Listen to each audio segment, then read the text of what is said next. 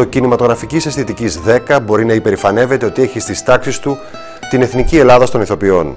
Κάθε χαρακτήρας και μια ιστορία γεμάτη εκρήξεις και πίκρα. Ένα κομματάκι της ιστορίας μας. Ένα μάθημα ζωής για τον κάθε ένα από τους ενίκους.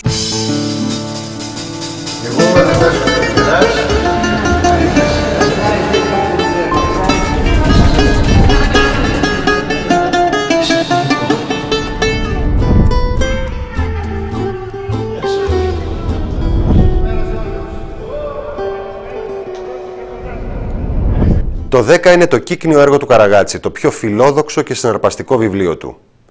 Αν και ανολοκλήρωτο, χαρτογραφεί ιστορικά και κοινωνικά τη μεταπολεμική Ελλάδα. Εστιάζεται στους συνένικους ενός παλιού εργοστασίου, το οποίο έχουν μετατρέψει σε πολυκατοικία, στον Πειραιά στο τέλος της δεκαετίας του 50. Καλό στα αφεντικό, κοπιάστε. Φέρε μου γρήγορα νερό, Μιχάλη. Από τον πάγο. Αμέσως. Ιδιοκτήτης αυτής της λαϊκής πολυκατοικίας είναι ο Καλογεράς, ο Δημήτρης Καταλυφός, που την αφήνει με δύο ξεχωριστές επιστολές του ως διαθήκες σε δύο γυναίκες που σημάδεψαν τη ζωή του, την ανιψιά Ειρηνούλα και τη γειτόνισσα Δέσποινα, για να επακολουθήσουν οι ομηρικοί καυγάδες της μοιρασιάς. Νομίζω πως κατά βάθος. Θα μας πάρει να μαλώσουμε. Νομίζω πως κατά βάθος μοιάζουν πολύ αυτές οι γυναίκες. Ορίζω, μοναδικό μου κληρονόμο, την προσφυλή μου ανιψιά Ειρηνούλα. Τι Ειρηνούλα καλέ, Ειρήνη με λένε, της Μεγαλομάρτυρος. Είδες τα βιολιά. Πάλι καλά που τον έγραψα. Μπουμπού. Γενικά οι γυναίκες παρουσιάζονται πιο δυνατές στον Καραγάτση από τους άντρες. Σχεδόν όλες οι ηρωίδες, ας πούμε. Και πολύ απελευθερωμένοι σεξουαλικά.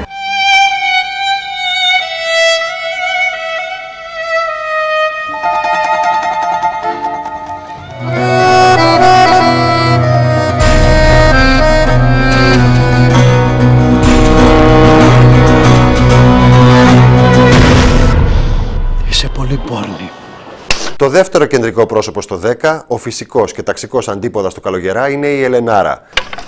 Εδώ θα βάλεις τσουκάλι εσύ. Εμένα μου μαγειρεύουνε άλλοι. Έχω υπηρέτριες εγώ, για ποια με πέρασες.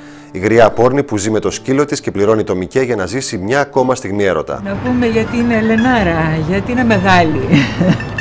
Να πω είναι πλατιά. Είναι μια γυναίκα πολύ... Δεν υπόκειται σε κανένα περιορισμό. Γνωρίζει εδώ τα πράγματα, τι συμβαίνει, τα παρακολουθεί από εδώ, από αυτή τη θέση που βλέπετε είναι το σκαλοπάτι αυτό, είναι το σημείο ελέγχου. Βέσκονιμα και λίγης με Ειρηνούλα, τι να την νιάξει. Έχει πουτάνας ριζικό και ακάματρα σμήρα. Ποιο είναι το μεγαλύτερο μάθημα που έχει πάρει η Ελενάρα από τη ζωή?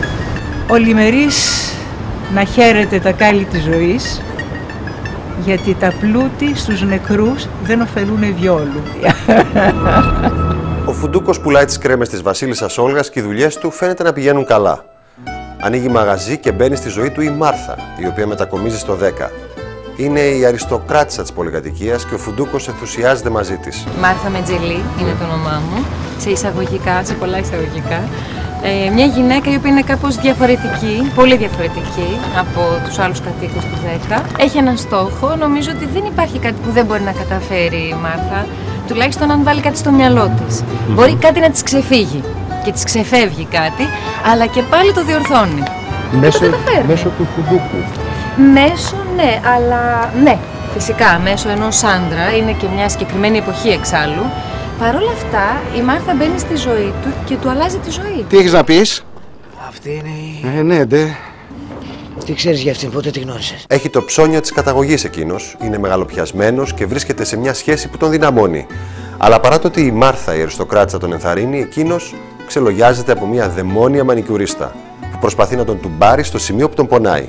Το θέμα είναι πώς θα συμπεριφερθούν οι δύο γυναίκες στη συνύπαρξή τους με τον άρχοντα του κόσμου. Ο Μιχάλης ο Φουντούκος δεν πιστεύει ότι είναι ο άρχοντας του κόσμου, είναι ο άρχοντας του κόσμου. Απλώς οι άλλοι δεν τον πιστεύουν. Πώς πάει η δουλειά, Φουντούκο? Δόξα τω Θεώ, ξεπούλησα.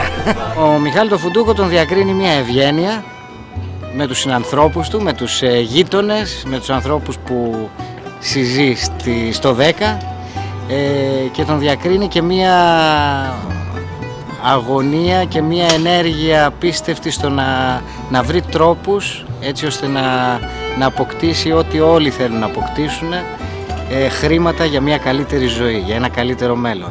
Αυτός είναι μια ιδιαίτερη περίπτωση γιατί είναι λίγο μπροστά από την εποχή του. 4 αυγά παρακαλώ. Μπρεματάκια μου, φταίω εγώ τώρα άμα δεν βρίσκεται κάπως για τις αδελφές μου. Είπα ότι φταίς εσύ. Με τον τρόπο σου αυτό. Η Άννα, η ανιψιά του Γιάννη του Περιπτερά, έχει κρυφή σχέση με τον Μιχάλη Βάλβη, τον ταβερνιάρη. Είναι ερωτευμένοι, αλλά δεν τολμούν να χαρούν. Έχουμε καμιά ελπίδα εμείς οι δύο, Μιχάλη μου? Έχουμε. Ορίστε, βλέπεις, δεν απαντάς. Βρε αγάπη μου, κάνε λίγο υπομονή. Ο Μιχάλης ο Βάλβης έχει ένα μεγάλο καημό. Ο οποίος έχει δύο σκέλια αυτός ο καημός. Ο ένας είναι ότι αγαπάει μια κοπέλα και ο άλλος είναι ότι αγαπάει και τις αδελφές του. Με διαφορά ηλικίας, η Θάλια Ματίκα και ο Ερίκος Λίτσης. Ο καθένας ξέρει τι συμβαίνει στο διπλανό του, ασχολείται συνέχεια ο καθένας με το διπλανό του. Είσαι σε μια κατάσταση συνεχούς αναμονής για το ποιος θα σε πετύχει, ποιος θα σε δει, τι θα σου πει. Κρύβεσαι συνεχώς και αυτό δημιουργεί μια πολύ περίεργη κατάσταση στους κατοίκους του 10. Δεν έχεις άλλη δουλειά να κάνεις? Μίστε τι μου. Άντε σπίτι σου ρε! Δραγουμάνο θα σε βάλουμε στο διάλογο ντε! Μάζεψ τα χούρι σου γιατί ξέρω κι εγώ να λέω για διάολους και τριόλους. Σήμαρτον κύριε. Άμα θες να μην δίνεις δικαιώματα, αμπαρώσου και φώνεσαι όσο θες. Ορίστε μας. Σας ονομάζουν στο σύριαλ το πάθος. Το πάθος είναι ένα ζευγάρι που είναι γεμάτο πάθος. Δηλαδή είναι σκηνές καταρχήν μια ιστορία πάθους και έρωτα, τρελού. Μεγάλη αγάπη, παθιασμένη. Τελείως. Στην πρώτη σκηνή που σας συναντούμε στο σύριαλ δεν φαίνεται κάτι τέτοιο. Φαίνεται μια στενή πολιορκία και μια αντίσταση. Το πάθος ξεκινάει από εκεί. Σιγάρο. Φέρε ένα για το δρόμο. Και κοπάνατη. Για μας δηλαδή δεν έχει τίποτα. Πού το πας μπαλαδόρε?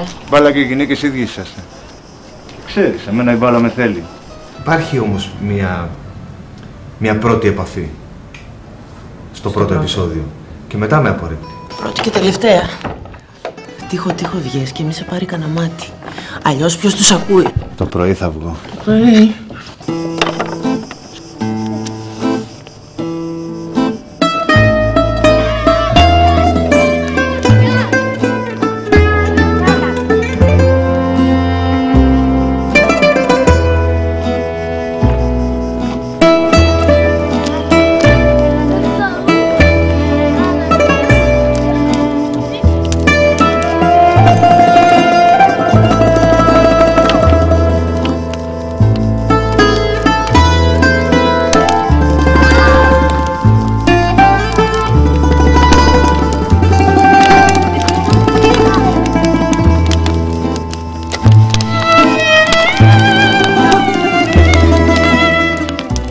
Ζούσαν σε μια αυλή, γύρω-γύρω υπήρχαν τα διαμερίσματα και αντάλλασαν τα φαγητά τους, δεν είχαν αυτή την αίσθηση της μοναξιάς και της κατάθλιψης, της μοντέρνας κατάθλιψης που έχουμε εμείς.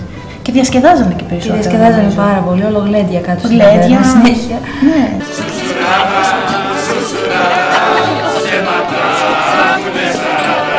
Αν μου κάνεις την ερώτηση αν θα ήθελα να ζω σε εκείνη την εποχή, θα σου πω δεν ξέρω.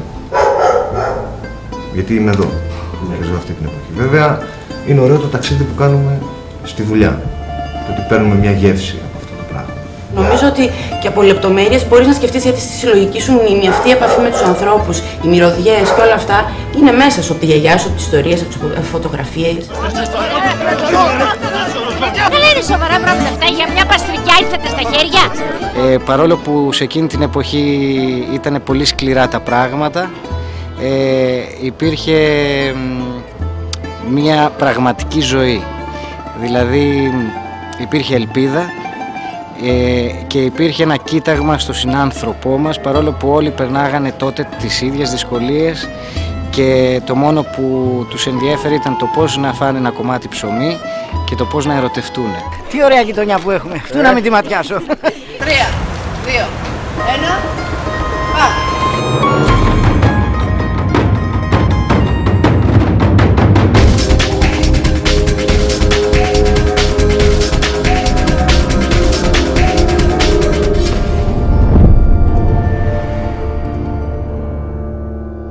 Το χαρακτήρα μου κάθε φορά πριν από το πλάνο μου τον εξηγεί η Πηγή Δημητρακοπούλη, γιατί όλο το ξεχνάω. Επόμενη ερώτηση παρακαλώ. Τα ξέρεις όλα αυτά, Τα έχω διαβάσει! Έχουμε και άλλη ερώτηση? Όχι. Εντάξει. Πες από την αρχή. Δεν το θυμάμαι. Τέλειο! Είμαι ο άρχοντας του κόσμου!